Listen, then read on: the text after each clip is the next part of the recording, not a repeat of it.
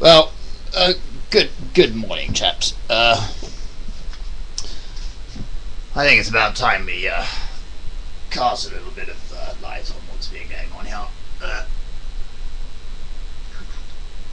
Forgive my attire. This is an ungodly hour here. I'm on Guam. The Japanese kimonos. Just a way of dealing with the heat, even this time in the morning.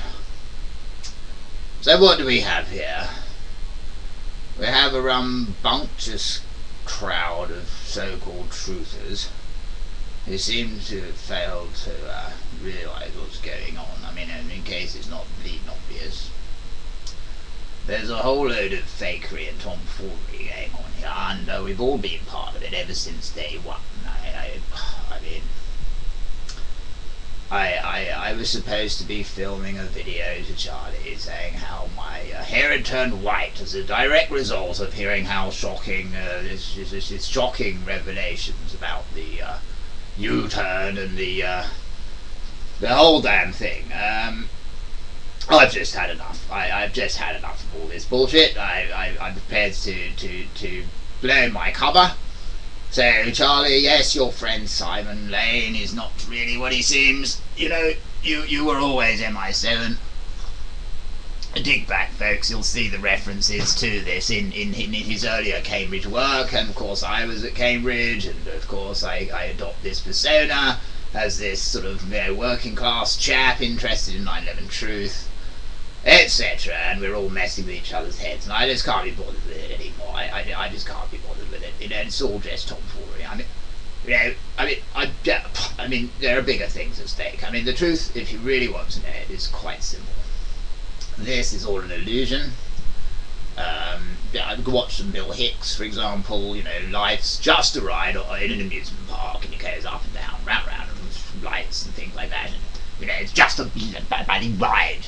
You know, we take it so bloody seriously, and you know, but some of us work this out, and we realise it's just a bloody ride, you know, and we're like, well, you know, don't worry about it, and well, people can't deal with that truth. They're like, no, we have to take it seriously. No, we have to believe in 9/11 truth, or we have to believe in the Al Qaeda myth, or the directed energy weapons myth, or some other bloody nonsense. I've just about had enough. I mean, you know, I've been wandering around the world with my bloody bally idea. I mean, like, you know, there's my Cambodian driver's license. If there's interested, you can see there. I've got my address in Cambodia. Fortunately, it's not very clear. Don't want anybody going banging on that door. Not my concern. It's just you don't know what's going to happen if you bang on that door. You know, and we've got the ID here. I mean, I just give you a quick flash. I really not sure whether you can see that. Simon or SR Lane and Agent 005, sorry. 007 is of course Charlie. It's all a big illusion, you see. We have this idea of these big departments, MI5, MI6, MI7. MI5 is just, well, it's me. I mean, I'm 005, you see. And MI7 is Charlie, who's 007. And Shayla, of course, was 006, MI6, you see. And I mean, I could go on. Breaching people's covers is for them to do. I think Shayla's past caring, and Charlie's obviously starting to realise who he really is, and getting confusion as his mind control programming is wearing off. You know, he remembers that it's all bullshit, and yet he hasn't quite remembered why he believed in the first place. It's all a very cleverly crafted plan.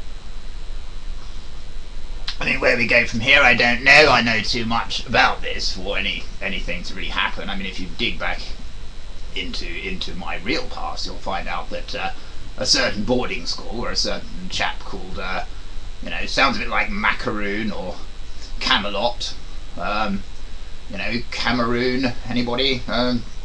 You know, number 10 Downing Street, right? Well, we'll say no more, right? Certain chap there in a public school, or with another chap, not a million miles away from yours truly. And well, to cut a long story short, we have some Super 8 film of a certain chap now in very high office, performing an act on a certain chap who routinely wears moustaches and wigs. And suffice to say, nothing bad will befall me so long as that tape is held securely. Tape, I'm starting to get bamboozled by it. So it's a bloody film. I mean, you know, bloody proper piece of celluloid with proper evidence of some pretty hot action. Actually, I still play that film occasionally when I'm lonely. And anyway, we'll move swiftly on. But I have nothing to worry about, which is why I get these plum jobs, get to travel the world and make these fun videos and radio shows, and why I get to malarkey about with Charlie. I get the pick of the intelligence jobs. So for all of those saying Charlie's an agent, he'd planned this all along, yes, get over it, folks. You know, we planned it all in the Bardo. It's got a big Homer Simpson sort of motif, and it's going sort of Bo! It's the bar, and we sit around with Jimi Hendrix and John Lennon, and we swap stories about the fun we had down here before we sort of dive back into the swimming pool of life and come back as each other. So as I say, life's just a dream, and back to Hicks, we've got the thrills and spills and the many brightly coloured lights, but it's all just a dream. Could change it any time you want to, and if you have a look at the video I performed as Simon Lane, getting tired of all this shit. I'm not sure which accent I prefer. I mean, do you want me Essex one? I'll give you me fucking Essex one back, wouldn't I? You want to buy a motor? Hello, John, got any motor? Hello, John, got any motor? Your goat's made a mess in the carpet. I mean, I had to sing that song so many times to get the. I just used to sing Alexi Sale songs until I could get the get the whole little Essex thing down, and then I had to go and pretend to be from some crappy comprehensive. Fun enough, dig into it, you'll find the same crappy comprehensive that the Miliband brothers are supposed to have gone to Haverstock School. I mean, you know, keep up. You know, don't you realise who these people are? You think some future Prime Minister's going to go to bloody tosspot sort of comprehensive in North London? I mean, no disrespect to anybody went there, but it was a crap hole, wasn't it? Pretending to be these working class tykes or whatever we were supposed to be, and the number of times, I mean, Billericay Dicky, you know, supposedly from Billericay, Essex, so I had to sort of, you know, you ask Joyce and Dicky if candy, well, there's my coffee, hang on a minute, candy floss is sticky, and like, I'm a bleeding piggy on Billericay Dicky. Anyway, back to the, you know, I hope you enjoyed the comedy. I mean, life is a farce, you know, and I'm not trying to disrespect the people who died. If you dig into it, you'll find there's quite a lot of evidence that there were no people on most of the floors that there were supposed to have been people on. Israeli art project called something like The Bee Thing. They wrote about the 10 missing floors above floor 91 of Tower 1. And the numbers start to become synchronous, and you realise something I mentioned last night or early this morning. And I can now talk freely because my sister's gone to work, so we don't have to worry about her hearing what I say, and the neighbours, well, they probably think we're all mad anyway. So to cut to the chase, so having a look at the time there, sorry to look away from the camera, I do so love to look in the eyes. Life is a dream, as Hicks pointed out, and we kill the people who point it out, and he goes over to England, starts making a Channel 4 documentary about the collective subconscious of Jung.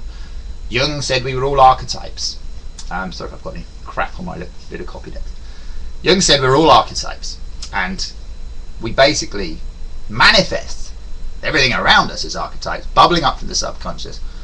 Synchronicity was a term coined by Jung, and I see so much of it, and if anybody here hasn't seen any synchronicity, you're probably going to just see this as humour, which is fine. It is humour. I mean, I'm not trying to laugh at anybody else's expense, but I mean, for crying out loud, you know, come on guys, you know, let's do something we can change. Telling people to stop worrying about Al-Qaeda and start worrying about their government is not going to make anybody happier. And it's not going to fucking achieve anything. You know, it's okay, that's not fair. I take that back. It achieves a lot, and credits all those who do it. What I'm trying to say, though, is perseverating on minor differences of opinion about how exactly the shit that went down, doesn't have an outcome other than to wake people up to the many possible futures and pasts that superimpose on the present moment. We will never fucking know. George Bush is never going to come out on television and say, yeah, it was me, Papa Bush or W. They're not going to come out and say, yeah, we orchestrated the whole thing. I bumped off fucking JFK. You know, I was there on the grassy knoll. String me up. They've got a death penalty over there, so they'll never admit it. Even if they do, it might all be part of some comedy show because they know they're going to the Bardo. I think I'll finish with a song. It's called Quicksand by David Bowie, and I'll sing it as best I can, a cappella. I think got about 4 or 5 minutes left. And unfortunately, I haven't got a guitar, and if I had it, I wouldn't be able to remember to play it. Here we go. Listen to the words, folks. I'm closer to the golden dawn, immersed in Crowley's uniform of imagery.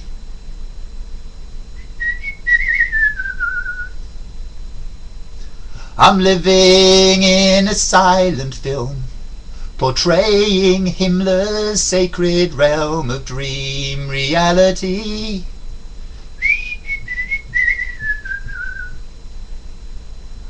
I'm frightened by the total goal, draw into the ragged hole, and I ain't got the power anymore. No, I ain't got the power anymore.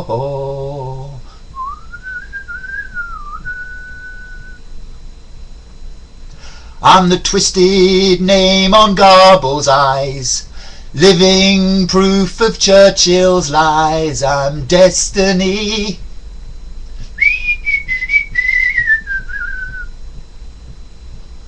Torn between the light and dark, where others can see their targets, divine symmetry.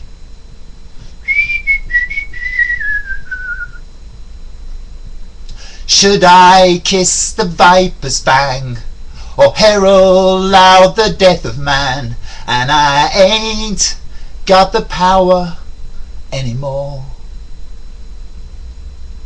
No, I ain't got the power anymore.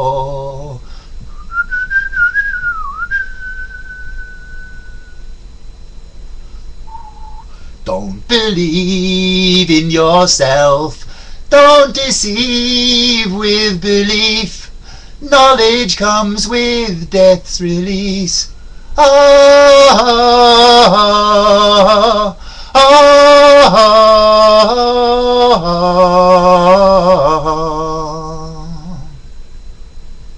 I'm not a prophet or a Stone Age man, just a mortal with potential of a Superman. I'm living on.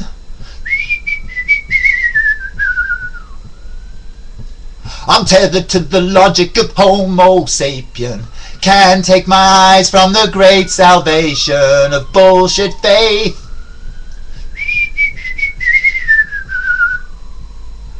And if I don't explain what you ought to know, you can tell me all about it on the next bardo. And I'm sinking in the quicksand of my thoughts, and I ain't got the power anymore. Don't believe in yourself, don't deceive with belief. Knowledge comes with death's release. Oh,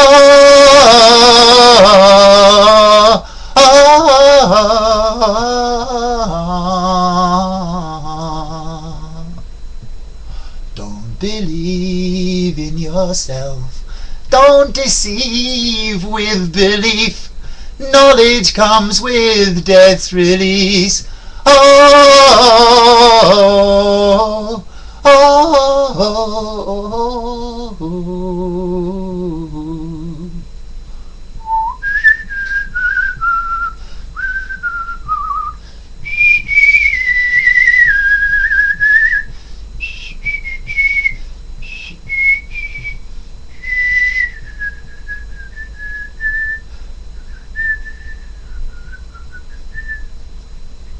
I don't know how well repeat until fade works for on a YouTube video, but hope you enjoyed that. It's a David Bowie song. I hope he doesn't mind, and of course he doesn't, because he's one of us. You know, one of us. Say no more. I mean, mind control agent. Say no more. I mean, you know, look into his background. I mean, he's got 2 dates of birth. Search into it, you'll find 2 of them cropping up all over the place. He doesn't really bloody exist. He's a stereotype, see? Left channel, right channel. A little bit of fear, a little bit of love. In the eyes of love. How long have I got? Ooh. The eyes of love say we can just change it anytime we want, but fuck the war machine, you can't stop that easily. Let's get the health thing gone. Get rid of the fucking fear. Remember what Michael Moore said about the weapons culture in America. It's all about fear, and people are afraid of health related matters. So jump back to the Simon Robert 999